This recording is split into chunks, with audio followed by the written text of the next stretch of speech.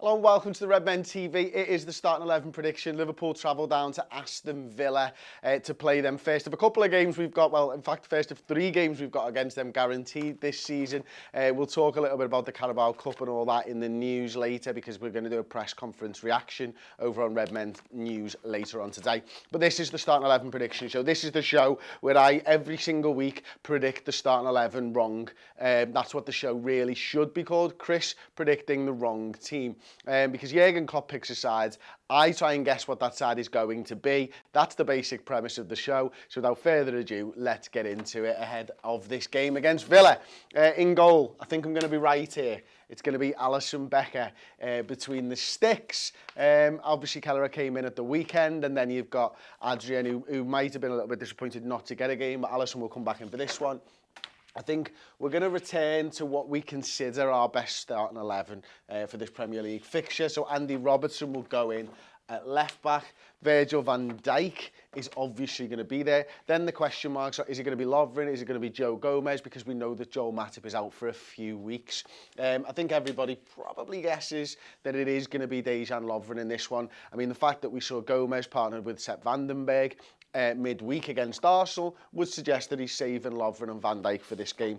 And a lad who's going to come in for his 100th Liverpool appearance is Trent Alexander-Arnold at right back. Then I am going to put 2 defensive midfielders on the board for now.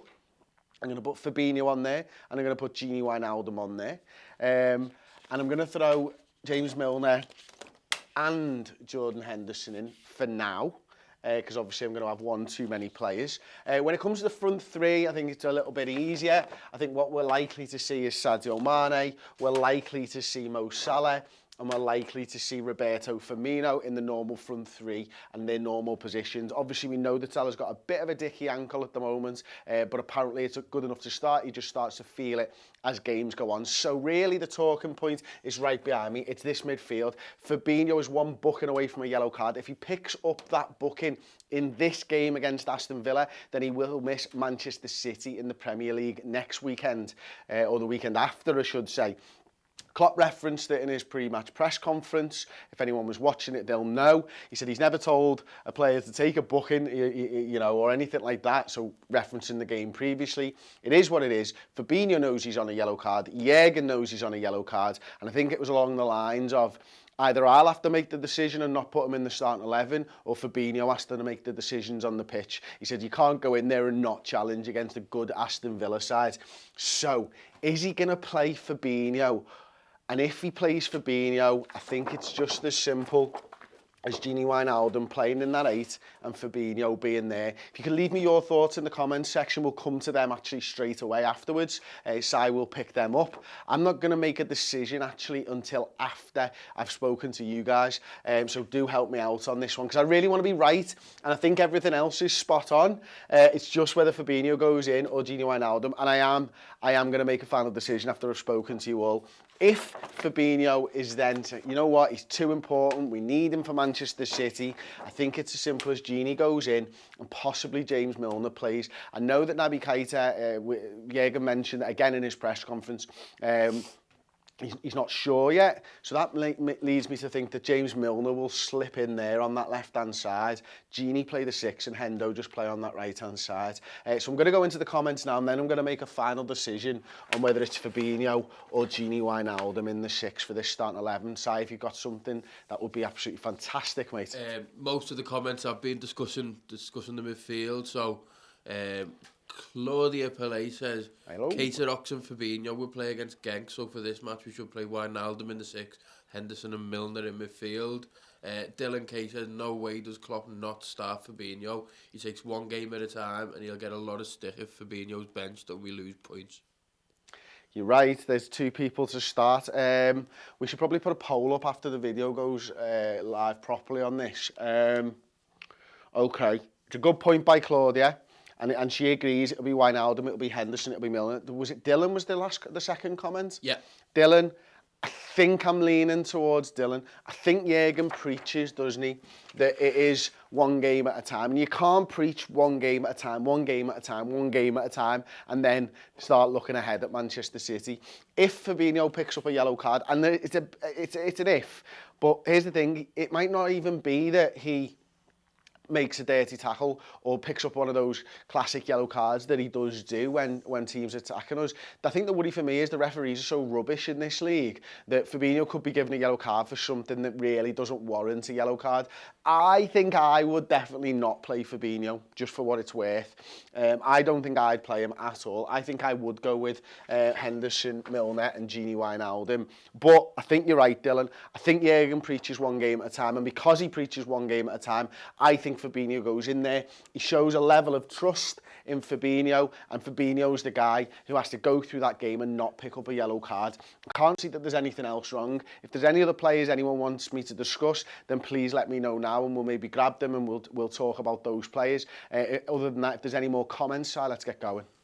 Yeah, so we've got a super chat there from DXSH Tempers. Thanks very much. He says, I personally wouldn't play Fabinho against Villa, considering the City game.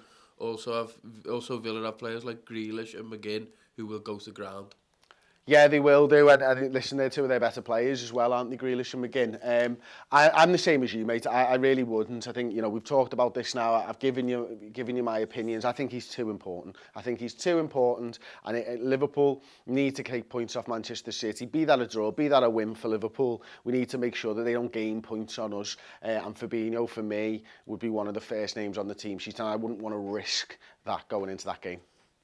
Daniel Brady says, with their tight-knit defensive midfield, we need someone to run at them, break them down, create space for the front three. Ooh. It's the perfect game for Ox. OK, let's get Oxlade-Chamberlain. I won't be a second. I'm sorry, I've left him over here, but I'm coming back right now. Right, that's Big Dave. There he is, Alex Oxlade-Chamberlain, right there. Who he is? OK. Well, if we're going to try and get Oxlade-Chamberlain into this midfield, could we do it like that? Could we take Fabinho out and bring somebody like an Alex Oxlade-Chamberlain in there? I mean, again, Jurgen was talking about him, and Alex himself has been talking through the course of this week and said he's not there yet. And Jurgen agrees, but he's happy that Ox knows that. It's important. His finishing's there. Is he being involved with games as he wants to be? No, I don't think he is. And he knows that, but it could be one of those games, couldn't it? I mean, it's unlikely to see Adam Lallana. So if he brings Ox in, I think he's there. I still don't think that's the starting 11, if I'm perfectly honest. But it is about what type of runs Alex Oxlade-Chamberlain makes. And he does ask different questions of midfielders compared to your Ginis and your Hendersons when they play the 8. And he's such a threat on the edge of the box that he might draw people out towards him, creating space on the wings for either of these guys or maybe Firmino. He's not that sort of through ball merchant, is he? Like a Phil Coutinho was for us or something like that. Maybe Bobby Firmino's that kind of through ball merchant that we've got on this side now. But he's direct, he runs with the ball at his feet, and he needs minutes, he's going to get better and better. But I think I agree with Claudia, I think it was, a little bit earlier on, when she said that Ox and Keita, if fit, will play against Genk. And I think that will be the case. I think we saw them put in great performances against Genk away from home, and it wouldn't surprise me if that was the sort of midfield again with Ox and with Gini. And then look, worst case scenario, if Fabinho picks up a yellow card, he plays against Genk. I don't want to see that, but I think that's it. I think that's the starting 11. Is there anything else, Side, before we go? Yeah, one on Salah. Legend of Flight, I think that's, or Legend of Light, says, if Mo's ankle's not 100%, I say we rest him. We need the front three firing on all cylinders for City. Such an important game. I'd say one of the most important this season. I think it probably is the most important game of the season so far, isn't it? City, yeah. Yeah, I can understand that. I just think that, when what we've seen from this, and Origi's just an unbelievable Coltero player for us, especially when it gets late into games. I love him off the bench as well, Origi. And, if it's drawing or something, throwing Origi on with 5 minutes to go could be absolutely epic against City. And we're getting ahead of ourselves a bit here. And as you say, Legend of Light or Flight, whichever side decided upon. Mo, I play him, and the reason that I play him is the front three is a front three, and they're better than the sum of their parts, and they're all individually fantastic footballers and world class. But when you put them together, you get the best front three in world football, and it's not the same. It's not the same when Mane plays there and Origi, wherever he is. Should we try and find Divock? Oh, come on, man. Where is he?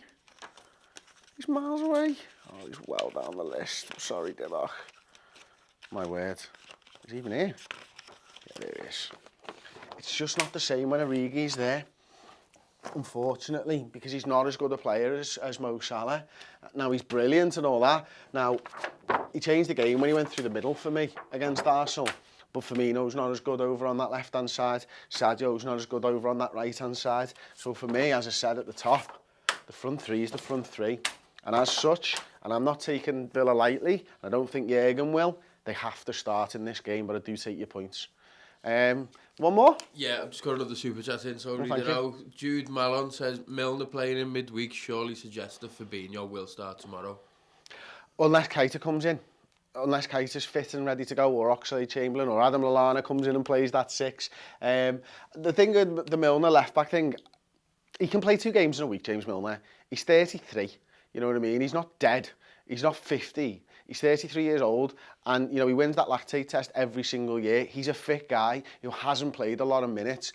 He can do 2 games in a week if we need him. So I truly believe that, and that's why he was on there as an option for us. So there you go. That has been the Starting 11 prediction show. Thank you very much to the 2 people who gave us super chats. Thank you very much to everybody who commented live. Love each and every single one of you. Hopefully we'll be back after a Liverpool victory over Aston Villa and no yellow cards for Fabinho. See you again. Ta-ra.